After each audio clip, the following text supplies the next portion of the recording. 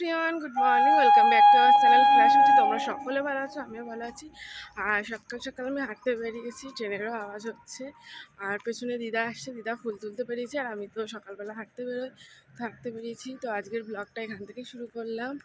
তো এখন হাঁটা প্রায় শেষ হয়ে গেছে, বাড়িতে যাবো, ব্রাশ করবো, ফ্রেশ হবো। তো চলো আজকের ব্লগটা দেখতে থাকো।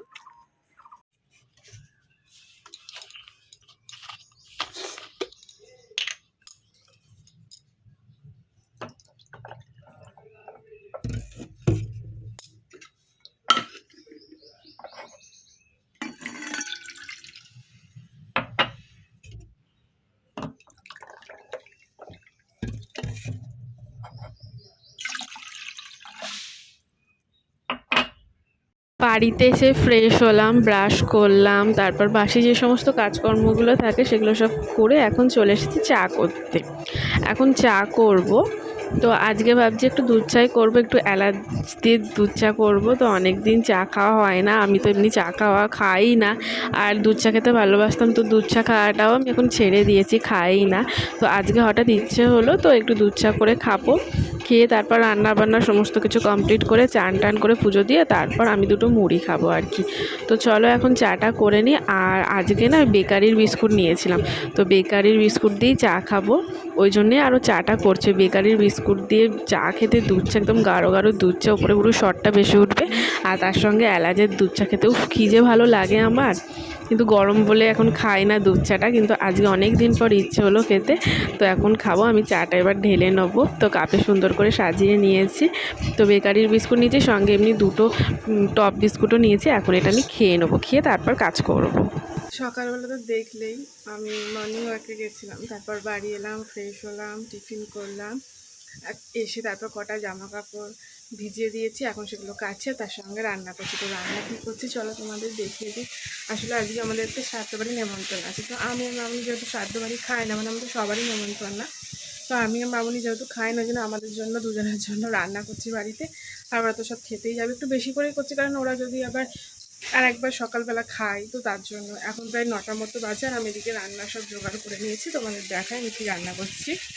ভাত গরম না দিয়েছি, ভাত কমপ্লিট, গরম ভাত।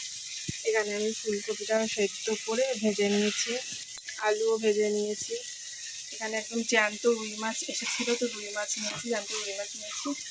আর এখানে জিরে আদা বাটা দিয়ে করবো একটু, আর মশলাটা যেখানে দেখাচ্ছি। রান্না প্রায় আমার অলমোস্ট কমপ্লিট। একটু গরম জল বসেছি ঝোলটা দেবো বলে। মশলা হয়ে গেছে, আর একটু কষানোর পর আলু দিয়ে কষাবো। আর যে কটা, এগুলো তো সব কালকে কাঁচা হয়েছিল, সেগুলো সব এখন শুকাচ্ছি।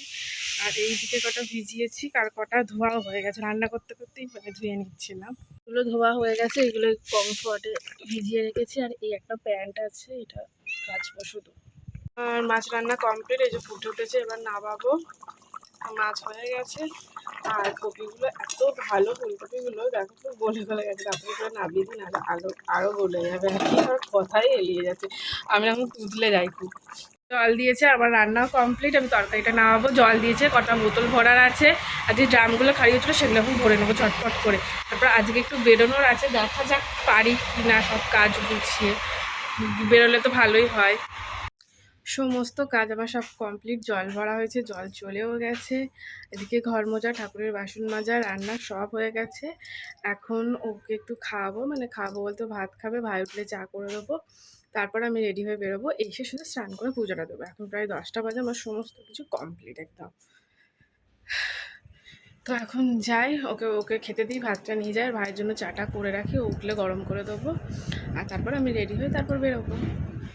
ওদিকে সমস্ত কাজ কমপ্লিট হয়ে গেছে, জামা কাপড় ভিজেছিলাম সেগুলো কাচা হয়ে গেছে, রান্না বান্না হয়ে গেছে। এখন যাব, মানে এখন স্নান করে বেরোলাম আর কি। স্নান করতে যাবো কি, স্নান করে বেরিয়েছি, এখন পুজো দিতে বসবো। তো পুজোও দেওয়া হয়ে গেছে, ঠাকুরকে সুন্দর করে। আর যেদিন অনেক ফুল পায় না, এত ভালো লাগে পুজো দিতে, ঠাকুরের জায়গাটা এত সুন্দর সাজানো হয় না, মানে খুব সুন্দর লাগে দেখতে। তো ঠাকুরকে পুজো দিয়ে দিয়েছি, পুজো দেওয়া হয়ে গেছে। এখন আমি গিয়ে দুটো মুড়ি খাবো আর কি, কারণ সকাল থেকে কিছু খাইনি। সেই ওই যে এলাচ দিয়ে একটু চা করেছি, করেছিলাম দুধ চা অনেক দিন পর। তো ওই চাটা খেয়েছিলাম, আর খাওয়া হয়নি। তাই এখন ঠাকুরের বাটাটাও নাবানো হয়ে গেল। নাবিয়ে এবার এসেছি একটু দুটো মুড়ি নিতে, অল্প দুটো মুড়ি নেবো। আর মুড়ির সঙ্গে একটু বড়ার ডালের তরকারি আর আলুর তরকারি ছিল, সেটা ওটা মামুনি করে গেছিলো। তো ওটাই আমি একটু খাবো আর কি। ওইটা দিয়ে মুড়িটা মেখে এখন বসে বসে একটু খাবো। আর গরমও মোটামুটি ভালোই আছে এখন, মানে হাঁপ ছেড়ে বাঁচতে পারছি না, এত গরম।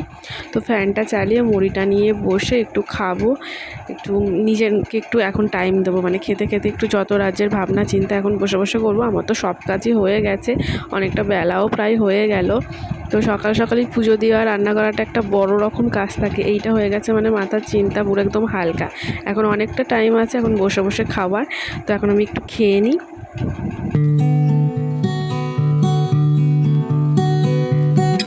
আমার সত্যি কথা বলতে মুড়ি খেতে একদমই পছন্দ হয় না, ভালো লাগে না। কিন্তু অনেকটা বেলা হয়ে গেছে, তার খিদেও খুব পেয়েছে। ভাবলাম ভাতটা এখন আর খাবো না, একটু দুপুরেই খাবো, একটু দুটো মুড়ি খেয়ে নিই। আর কি বলো তো, আজকে তাড়াতাড়ি করে পুজোটা দিয়ে নিয়েছি। তো অন্য সময় কী হয়, স্নান টান করে কাঁচা মানে রান্নাটা পরে করে, আজকে রান্নাটা আগে করে পুজো দিয়ে দিয়েছি। তো ওই জন্য অনেকটা লেট হয়েছে, আর খিদেটাও পেয়ে গেছে। তো কী করব, মানে এইভাবেই ম্যানেজ করতে হয়। খিদে পেলেও খিদেটাকে একটু কন্ট্রোল করতে হয়। তো মুড়ি দিয়ে আজকে কন্ট্রোলটা করলাম আর কি। ওইদিকে খেয়ে তারপর এইদিকে চলে এসেছিলাম বিছনাটা তুলতে। আসলে আমি অনেকটা সকালে উঠি, সকাল বলতে ভোরে উঠি। ভোরে উঠে যেহেতু আমি হাঁটতে যাই, হেঁটে এসে বাসি সমস্ত কাজকর্ম করে স্নান করে পুজো দিই, কোনো দিন আবার রান্না করে তারপর স্নান করে পুজো দিই। তো এরকম করি। আর ও ঘুমায় বলে আমি সকালবেলা ঝাড় দিয়ে বিছনাটা মানে ঝাড় দিয়ে ঘরটা মুছে নিতে পারি, কিন্তু বিছনাটা তুলতে পারি না। কারণ ঘুমন্ত মানুষকে ডেকে তুলবো, বেচারা অত রাত করে শোয়। অবশ্য আমিও রাত করে শোই, কিন্তু আমি যেহেতু বাড়ির বউ, আমাকে তো তাড়াতাড়ি উঠতে হবে, কাজকর্মগুলো করতে হবে। অবশ্য আমার পরিবারের সবগুলোই খুব ভালো, আমাকে কোনো রকম প্রেশার দেয় না বা জোর করে না উঠে করতে হবে। কিন্তু একটা চক্ষু লজ্জা বলে জিনিস আছে না, আমি যদি শুয়ে থাকি সেটা দেখতে খারাপ লাগে, তো আমাকে উঠে করতেই হবে। তো ওই জন্য আমার না সমস্ত কাজ হয়ে যাওয়ার পর একদম লাস্টে বিছানাটা তুলতে হয়। এটা অবশ্য জানি খারাপ, তোলাটা উচিত নয়, কারণ ঘর বাসি রেখে সমস্ত কাজকর্ম করতে নেই, ঘর মুছতেও নেই, কেউ শুয়ে থাকলে ঝাড়তেও নেই, জানি। কিন্তু কিছু তো করার নেই না, মানে কোনো উপায় না থাকলে তো এটা তো করতেই হবে।